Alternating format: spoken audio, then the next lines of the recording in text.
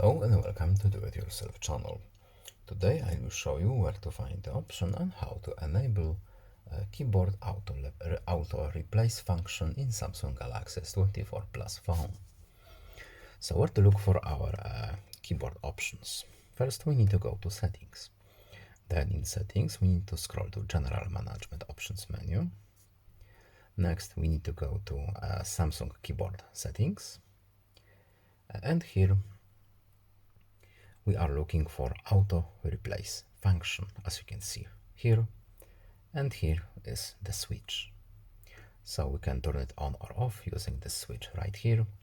So what does it do? We have a very short explanation at the top. As you can see, switch on, the function is on by default.